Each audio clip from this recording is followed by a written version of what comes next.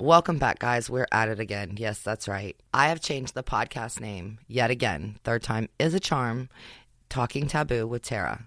I'm going to be talking with people that are telling their stories that are unfiltered. Thank you for listening, and I hope you enjoyed today's podcast. I'm just like the girl next door. I go to the grocery store, I take my kids to softball practice, and I do all the normal things that everybody else does. But I love to talk about sex. Hello, this is Miss J. I've created this uncensored podcast to talk about sex in great detail. I'm not leaving anything off the table. Make sure there's no little ears around. It's definitely not for everybody, but you might be more intrigued than you thought. This is the Sexy Horn Dogs podcast. Now here's your host, Miss J.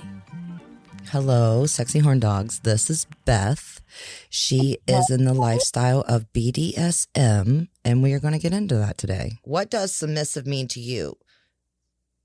Submissive just means that you're willing to submit to the will of somebody else that you're choosing. The submissive has all the power. Okay, what's the difference between surrender and passive? Well, I don't know, really. Passive people, I guess, are submissive, but they're just not in the lifestyle. I guess they're just vanilla to be a passive person. But submissive, to be able to submit everything you have to one person, that's a totally different thing than being passive to somebody. When you were younger, what kind of fantasies did you have? Did you understand that you liked it more rougher than other people, or did you think that there was something wrong with you because you liked it more rough than most people? No, I didn't at all. It was just the way I was, I mean, my best friend was never like that. She and I always talked about sex, and I don't think she wasn't not rough, but she wasn't into being picked up and like shoved up against a wall and taken from behind and having your hair pulled. So, most of my friends and stuff never really talked about it. So I guess I was the oddball. Maybe they lived vicariously through me. Right. There's nothing wrong with it. Now, No. what things would you do in your dungeon? Give me some examples of the things that you would do. And I want some photos of these things that you have in your room, because I can use them as your icon. The dungeon had, there was this great big square wooden box that had a circle cut out in the middle, but it was so wide that like a person could sit in the circle and take pictures, put one leg up, that kind of thing.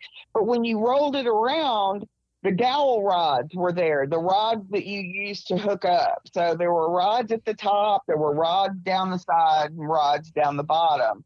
So we would just flip that around and he would hook me up with whatever, usually with him, it was always ropes. And that's the other thing you can tell when a submissive has hit that spot and done everything she can get out of her, she'll just like slump. That's why it's important to understand where your wrists are tied so you don't pinch nerves when you hit that subspace and slump. But he would hook me up to that and use the floggers that I like, but he would go straight around from the back to the front. And I literally looked like I could have walked outside wearing a black and blue bikini, because my boobs and my back were so bruised from the flogging. It was like the black and blue was like a tube top. Okay. And then we had a couple of swings that were all tied up and covered up in the ceiling that we would drop.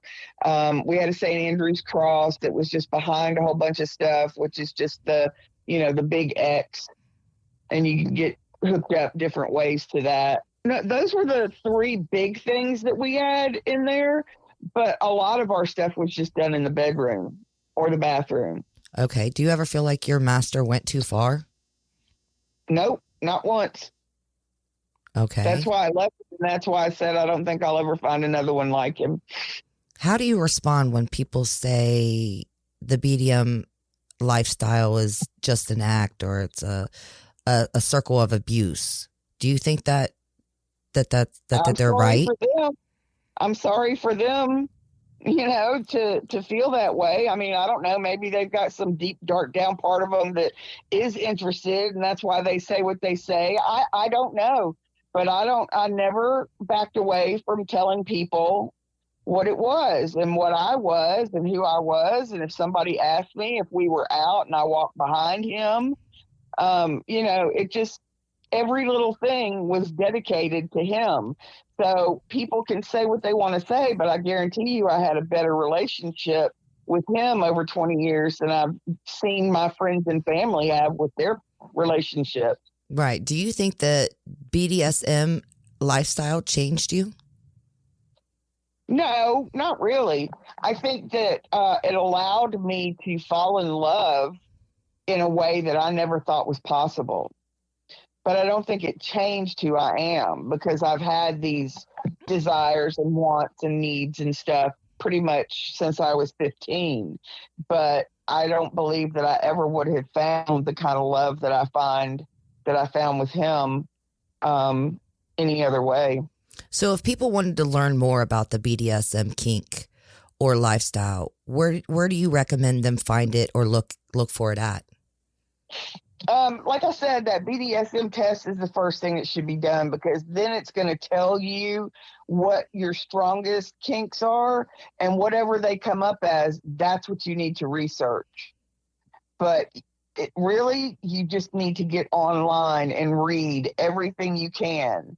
And I have not been in the BDSM chat rooms in years, but I'm sure they're there, and they're very easy to find. When you search, it won't come up in Google. As soon as you type in BDSM, there's nothing under it. It doesn't give you any options because it's BDSM. But if you just type BDSMtest.org, go in, figure out what your kinks are, what your top kinks are, and then go in and search BDSM chat rooms, and just create what do you want to call it? Create an account and just sit and listen to the people that are in there, because in these BDSM chat rooms that you search online, they are the ones that are living the lifestyle, and they're the ones that are looking for new people, that want to explain to new people, educate. And then once you feel like you understand enough, then you have to decide to step your foot in the pool. And that's like when you go into those BDSM chat rooms, you've got a profile saying what you're looking for. You know what? I just found this whole thing right here. I started looking it up, and I found, what sort of power element do you enjoy? Do you require a contract? Do you desire 24-hour, 7 days a week dominatrix, or something more, That particular listing is for littles. They're people that, adults that identify as littles. They have tons and tons of like stuffed animals. They have pacifiers. They usually look for a daddy or a mommy who will treat them as a child. So that's what a little is. I'm sorry. I always thought they were babies, but that's what a little is. That's what a little is in BDSM. I have several friends that are littles. And then you've got furries too. The people that dress up in the all fur costumes, they're very big in the lifestyle. Yes. So those are more extremes to me, not the littles. Littles are very popular. But yeah, there's like a kink and BDSM chat. There's BDSMchat.co. iSexyChatFetish.com. There's a lot of them. So all you really need to do is just, you need to do that test. Yeah, you got to do the quiz to find out if you're dominant, submissive, or little, for one. Right. And then you got to find out, do you have anger issues, or do you just want to be a dominant? Right. Exactly. You do. The same thing for submissives. When you do that BDSM chat, you're looking at it, it's asking you. It literally asks you, do you like this, or this? Do you want this, or this? Are you this, or this? And you answer on, I think it's a scale of 1 to 10. And of course, for mine, I sent you mine. Mine's almost 100% down the list. But, you know, you got to be honest. You really do. Nobody's watching you. Nobody can see what you're putting in as answers. You have to be honest if you're really looking to get in the lifestyle. Right. You have to be honest. There's so many questions. What turns you on? What triggers you? What makes you angry? Can you explain why you get triggered by them? It's a lot. Yeah, there is. I'm sitting here reading it. I'm like, wow. Yeah. But see, that's why I'm saying, to me, there's a lot of tests like that. But as long as I've been around, that's always the test that I've always told people. If you're really interested, go take that test, and it'll let you know just how interested you are. And then that gives you your footing for what you need to search and start to understand. And you need to do some research before you go into the chat so you understand their language. Yes, because there is this is a total different language, guys. I'm sitting here trying to read it. Some of it I get, some of it I don't. But yes, there is a total different dialogue on here. It is. And that's why I keep saying it's so important that you use that kink test to figure out the few things that you really, really, really need to research and read about. And once you think you've got a grasp on the things that you like, then go into the rooms. Go in, say, hi, I'm new, just sit. And if they talk to you, talk to them. Build up the rapport. Ask questions. That's what they're there for. Trust me, I know. Yeah, she was in the lifestyle for what, 25 years? 24, yeah. 24 years she was in the lifestyle. And she knows what she's talking about. Was there anything that you regretted that you wanted to try but never did? No, I don't think so, really, when I think about it, because the ultimate thing for me was the suspension. You know, that was a one and done. I would never do it again, but it was probably the most, well, like I said, out of body experience. And I never, ever, ever had a problem with Richard going into subspace. He was a phenomenal master. He knew how to use those tools like nobody knew. I mean, he had been a dominant for 15 years before I met him. So you wasn't his first slave then, or his first submissive? I was his first slave because we got married, but he had had tons of submissives. But when we actually got legally married, instead of exchanging rings, he put that collar on me. So that was your seal of commitment to each other, was that you wore the collar. What did he wear? Exactly. He always wore a wedding ring. And sometimes he would wear the chain that had the little tiny key for the master lock on the back of my collar.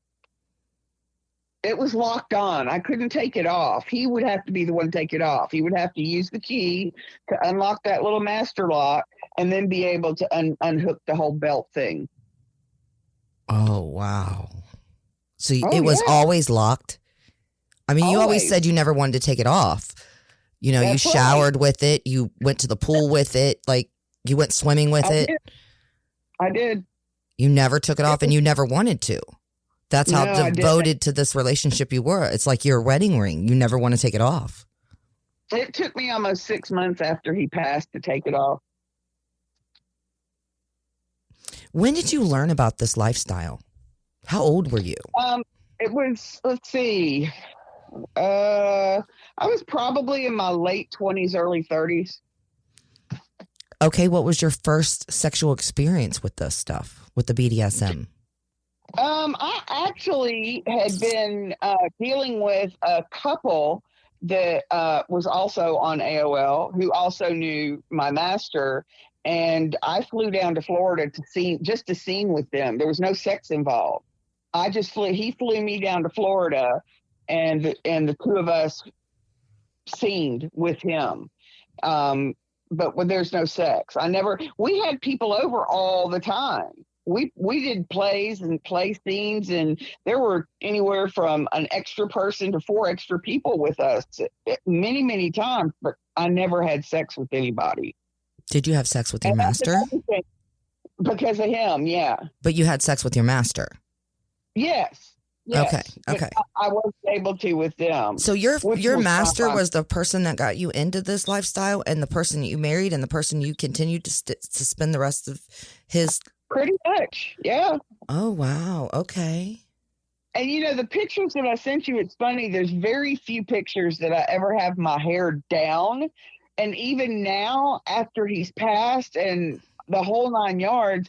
Almost every picture you see of me, my hair is pulled up. It's either in a ponytail or in a bun, and that's because that's how I had to wear it all the time. Right. Until he told me I could let it down, which was very rarely, unless we were, by ourselves, just doing a vanilla thing. Did you guys have regular sex, missionary, doggy, or was it? Oh, God, man, you talk about backwards cowgirl, missionary, doggy, hanging off the bed. Using the sex swing. Right. Yeah, we did everything. So you wasn't always into the BDSM. You also had regular sex? Or was that He and I? Yeah. Yeah, we had vanilla sex every once in a while, but for us it was more enjoyable, even if it was just a small scene. There are also other things, and there's probably not much time to discuss it, but there's plenty of time. There's a thing that they call being trained to come on command. Yes. I know about that. Yeah. Go into detail. The other thing is even in vanilla sex, you always have to ask permission to come. And if you said no and you did, you got punished. Yes. So you learned to hold, how to manage your body, right? You learned how to come on command, exactly. Where he would just say, "Now, bitch." What were some of your favorite sex positions? I like the reverse cowboy. That's my favorite. Okay. But he would, like I said, it was hard because we would just do things so many different ways. We would be finding ways to do things, hanging off of tables, and the sex swing upstairs and the sex swing downstairs. And sex in the shower. Sex in the shower. Did you guys ever try anal play? All the time. You or him? Me. Yeah, we did a lot of pony play and, the little butt plugs with the tails and stuff on them. Mm-hmm. Yeah, I like those. Yeah, I do too. I think they're cute as fuck. Yes. So your job was mainly giving. Did he ever give to you? All the time.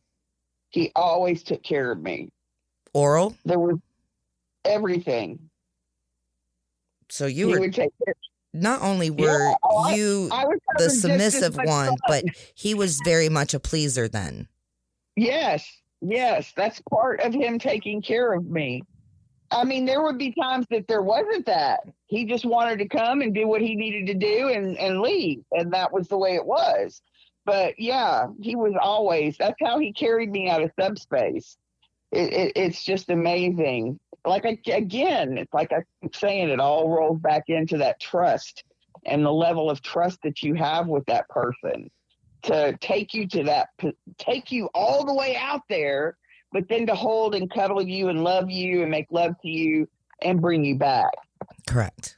That's hard to find. That's hard to trust. In this day and age, it's hard to trust like that. I'm not going to lie. I don't think I could give total control over to someone because I am a dominant person.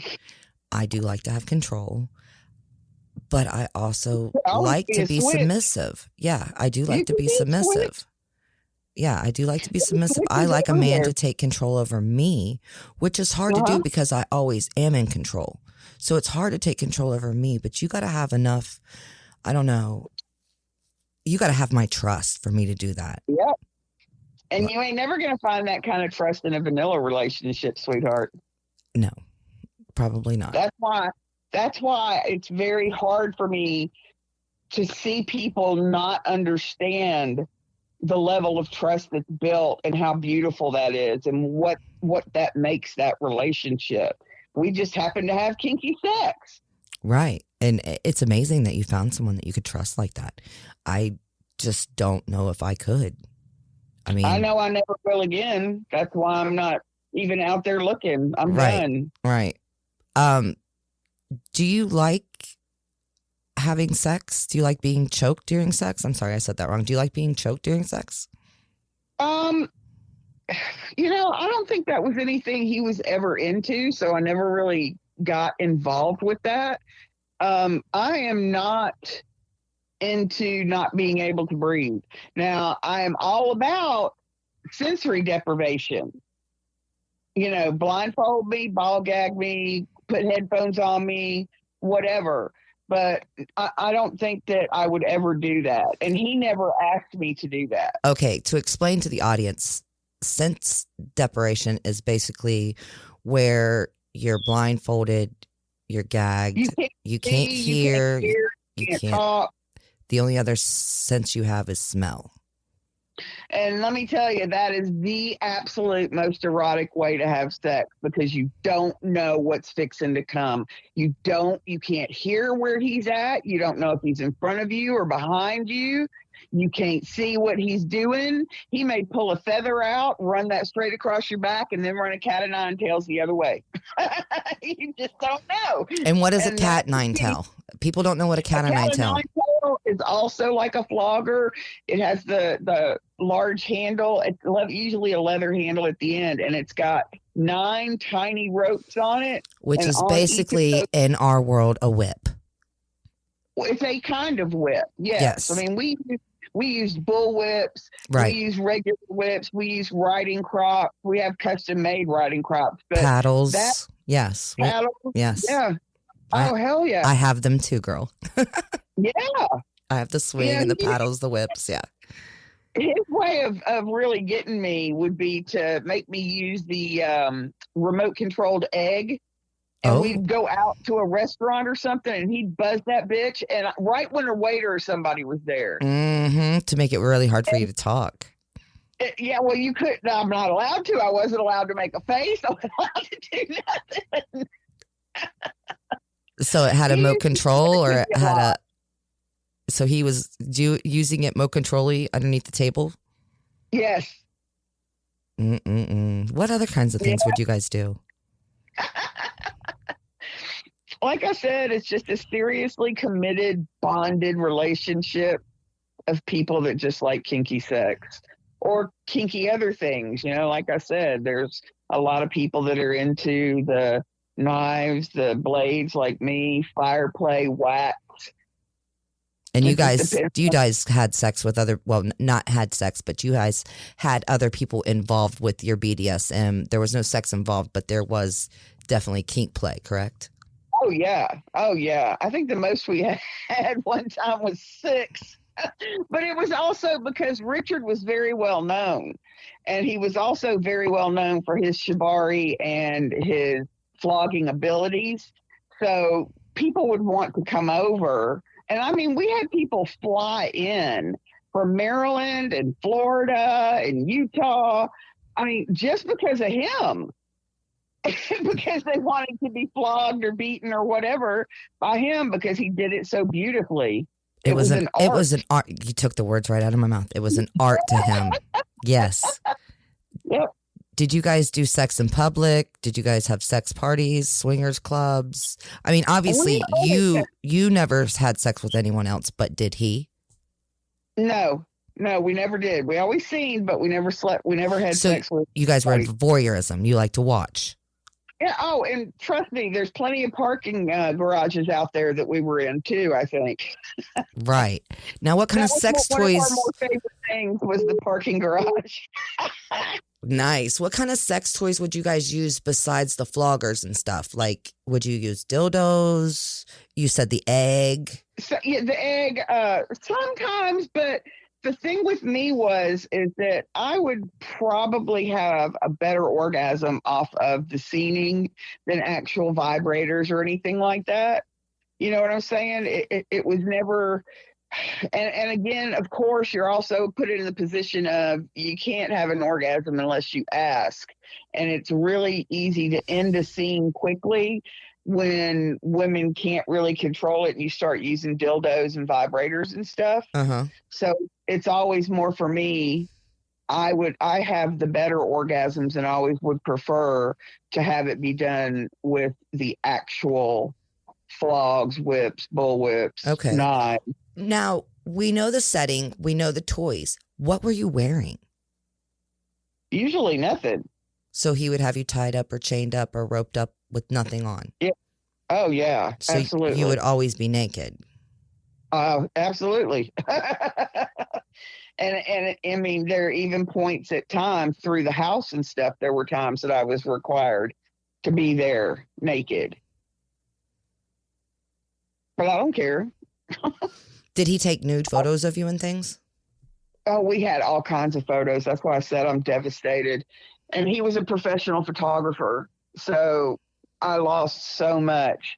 It just broke me when all the stuff happened and I had to move over here and just literally had to give up everything I owned just to be able to move into this place that I'm in. Right. So that was really devastating. What other activities would you guys do? Well, we lived in Illinois, so we would do a lot of sightseeing and stuff. We spent a lot of time outside.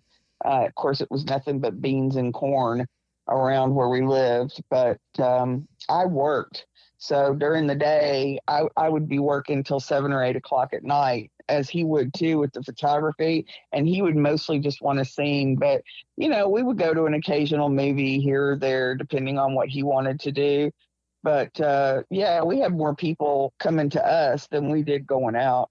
Nice. So if there was other people out in this world that want to get into this lifestyle, you suggest them to take the test. And what else would you suggest to them?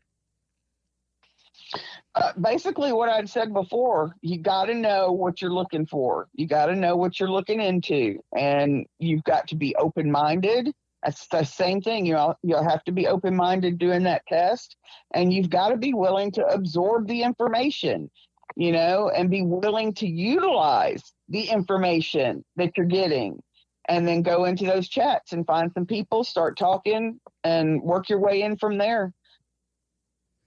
And where would you recommend them to find a master or a dominant person?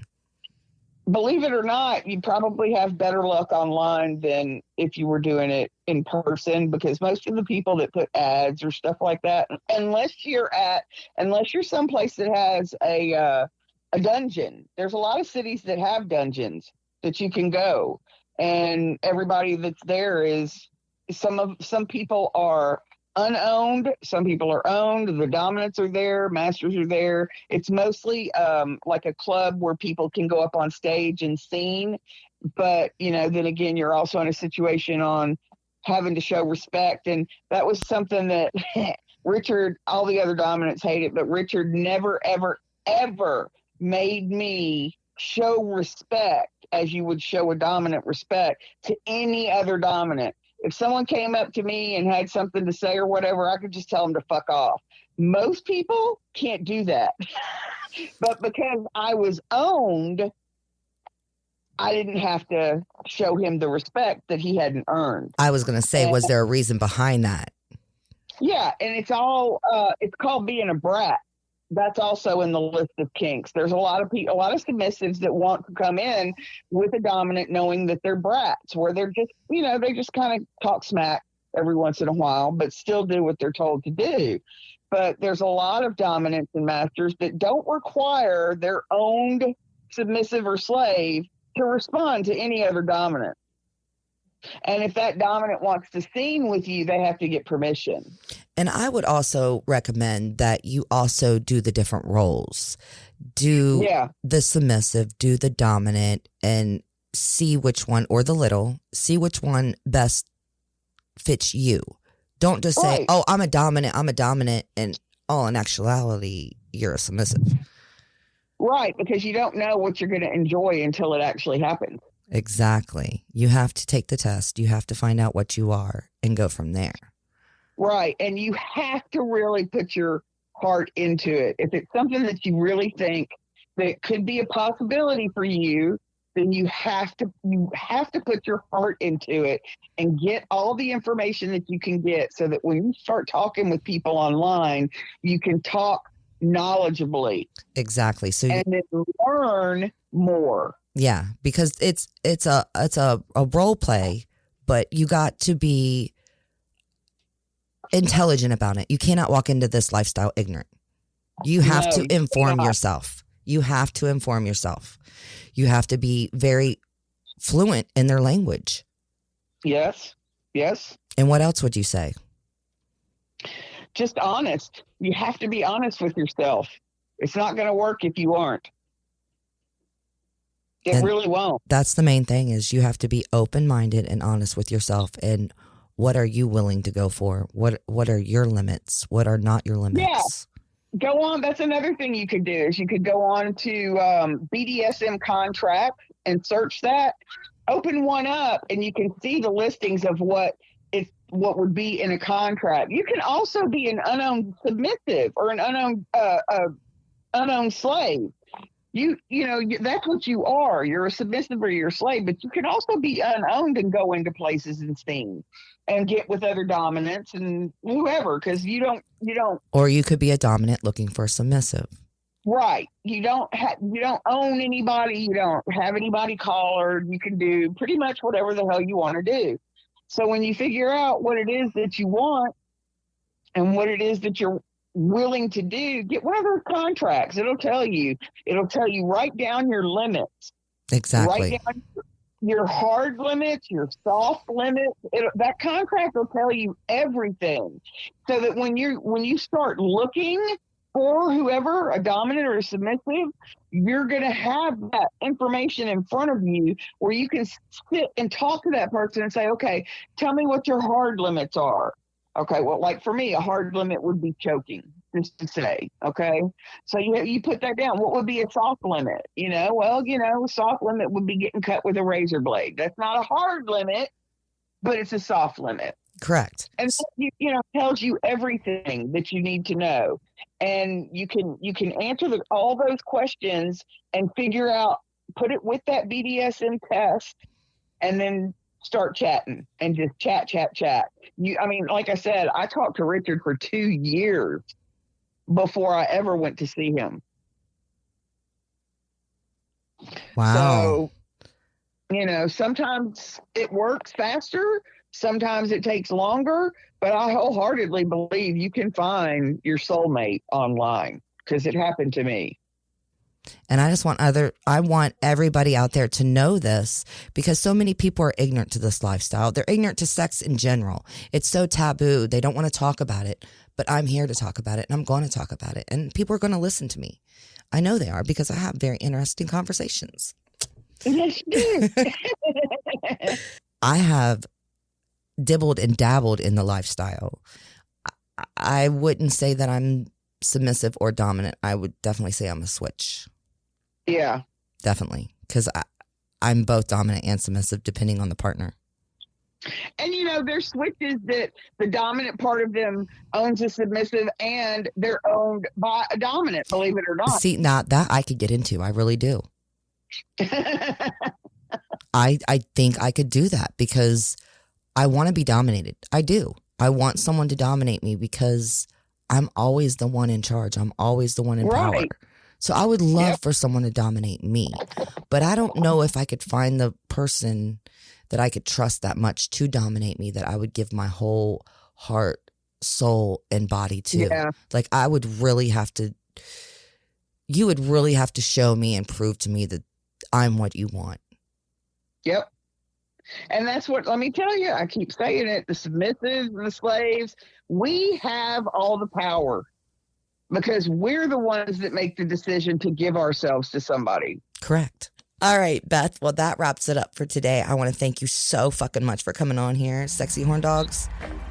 Oh, I enjoyed it. Thanks for listening, Sexy Horn Dogs. Don't forget to smash that subscribe button, like and follow us to get notifications when the new episodes drop.